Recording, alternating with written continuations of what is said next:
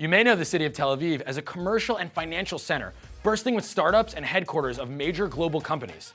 Or you may know of it as a cosmopolitan hub of culture and art. Or you may just know it as the party capital of the Middle East. So, how did a pile of sand dunes transform into the modern city of Tel Aviv we know today?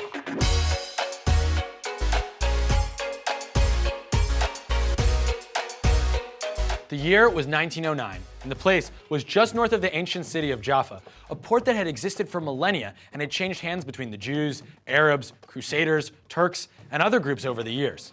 Jewish pioneers fleeing persecution and hardship in Europe purchased deeds for roughly 12 acres of barren sand dunes from the Ottoman Empire with the intent of creating the first modern Jewish city. Hoping to expand Jaffa and start a new and better life there, they founded the town of Tel Aviv. The name itself meant Hill of Spring in biblical Hebrew. It was also the title of the Hebrew translation of the utopian novel Alt Neuland, or Old New Land, written by Zionist leader Theodor Herzl. On that day, April 11, 1909, 66 families arrived on the shore of the future city, but needed a fair method of divvying up the plots of land among them.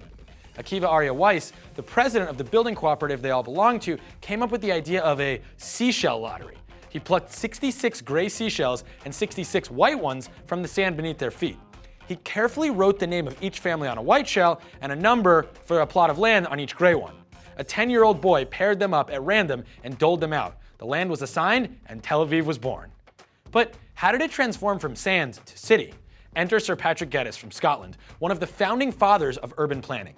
With the United Kingdom in control of mandatory Palestine, Geddes took an active interest in the development of the region. He had already designed the Hebrew University of Jerusalem in 1919, and in 1925, he had some fresh new ideas about how to construct the city. His design envisioned a garden city that laid out main roads intersecting with smaller side streets to create roomy residential blocks with lots of greenery and a communal garden in the center of each. This would combine a modern organized city with an open pastoral feel. Soon, the rapid development of the city would largely overwhelm his plan, although the layout Geddes designed can still be seen on the road plan today. Interest in moving to Tel Aviv caught on quickly, and the town swelled from a population of 2,000 in 1920 to over 40,000 by the end of the decade. That's an increase of 2,000%. And in the 1930s, the city really passed over the threshold of becoming a major city. Jewish refugees fleeing new waves of persecution in Europe landed in Tel Aviv, and the town's population skyrocketed. With this influx of immigrants came culture, sport, and industry. Habima Theater Company was founded in Russia in 1917, but fled anti-Semitic persecution and moved to Tel Aviv in 1931, where it later became Israel's national theater.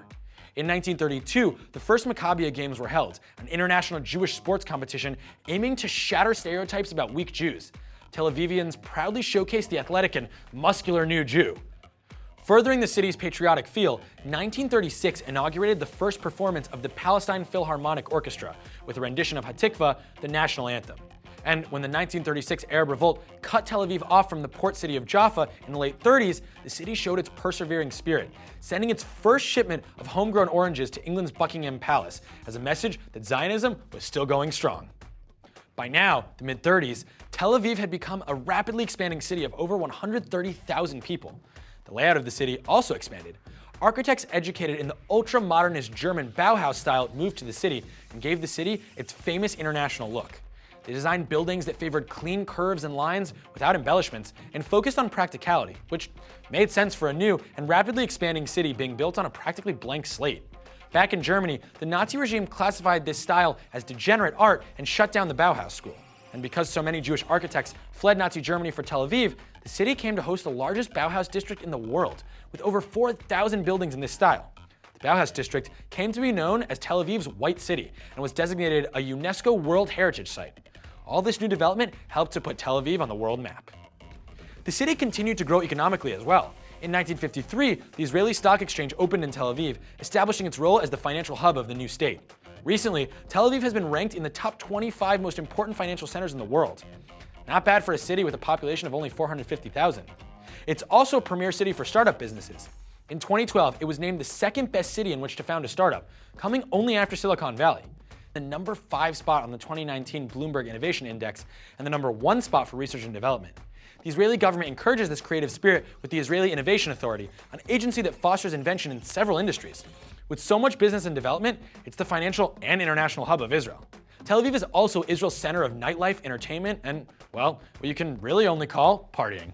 On weekend nights, the city is lit up from the clubs in southern Tel Aviv to the crowded bars and sidewalks of Allenby, Ben Yehuda, and Dizengoff streets. The city's coastal location is a prime facet of its social life as well, with beaches so popular that Tel Aviv is nicknamed the Ibiza of the Middle East. But despite the booming industry and social scene, Tel Aviv has its fair share of economic concerns too. It's ranked as the 10th most expensive city in the world, which is great for real estate value, but not so convenient for the people who live there or for those who would like to. In fact, the city, and Israel overall, has a fairly high poverty rate for an industrialized economy, meaning there is a significant wealth disparity.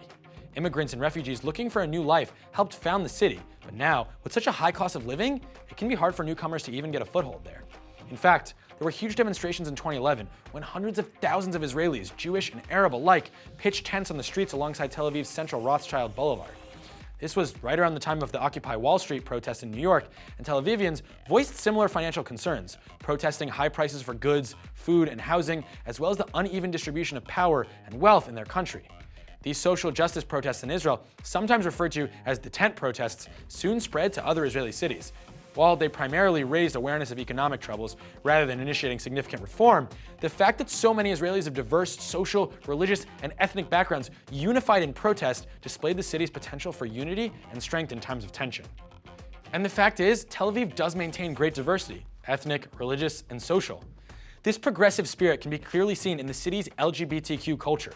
The Boston Globe once called it the gayest city on earth. The city also holds one of the world's largest pride parades, which takes place over a full week and attracted 250,000 people in recent years. This sort of diversity constantly encourages Tel Avivians to grow and adapt. And in a region like the Middle East, Tel Aviv stands out as a rare symbol of acceptance and coexistence.